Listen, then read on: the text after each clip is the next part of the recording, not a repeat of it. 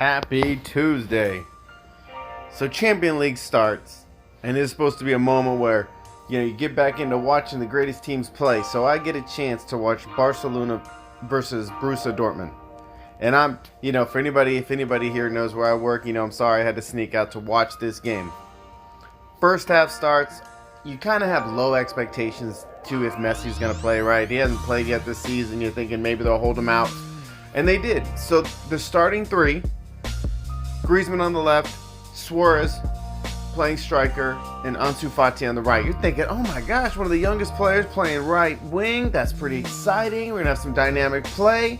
But without getting completely bogged down with some of Barcelona's frustrations and some of the extended lack of build-up play, just to be clear, very, very excited to see Ansu Fati starting on the right wing. Yes, it's due to a lot of unforeseen circumstances, the lack of depth at this point, but to be honest, still exciting. But as soon as the game hit, you have Borussia Dortmund that lines up very tight in the back. They pressure every ball. And that pressure, they were going 2 to 3 men at a time. And every time Ansu Fati got the ball, he either released too early, he was either overtaken, he's light on the ball, and he was tumbling. So he still needs to adjust to playing with bigger men, harder hitters, and a faster pace. I'm not saying he can't get there, but there's clearly a little bit of a developmental stage. Happy that they let him play through the first half. That was exciting. Happy to see that Griezmann's getting back on defense. I was really excited to see the opportunities. I was really excited to see the opportunities of that front three.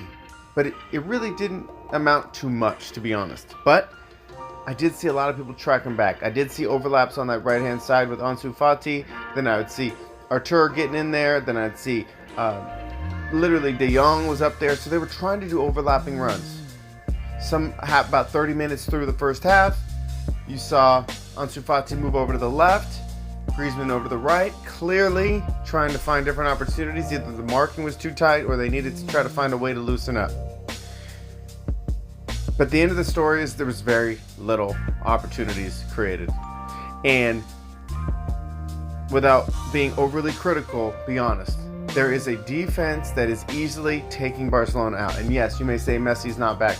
Yes, you can say that it's the beginning of the season. But when a defense with high energy lines up, 4 in the back, and then they pull their midfielders very, very close to that defensive line, basically not allowing any space to be created, Barcelona's build-up play is non-existent.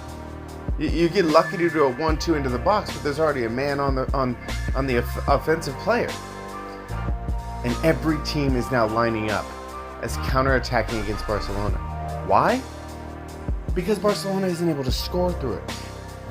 Honestly, without some of the positive things of seeing that Messi did return to the game in the second half, understand this. Barcelona had 59% of the possession, but only 7 shots. One of those shots was on target. Throughout the entire stretch, 2 halves of a Champions League game, in the first round, 1 shot on target. Did I say that Messi lined up with Suarez, lined up with Griezmann in the second half? 1 shot. Borussia Dortmund had 13 shots, but 4 of them on target, as well as a missed penalty kick. There was a penalty kick for Roos. Ter Stegen leaped to the left, just got his hand on the ball. Some of his feet were not both on the line. That is clear. He did reach over to the left like a typical keeper save in the past, but now with such scrutiny on that line and keeping 1 foot on the line, I'm kind of surprised that they didn't call it. All the same, he blocked that goal, but it could have been down 1-0. Messi came back in the 58th minute for Ansu Fati. Did I also say another bad news? Jordi Alba went out with an injury, and Valverde did his typical, the left fullback is injured. Let me move my right fullback over.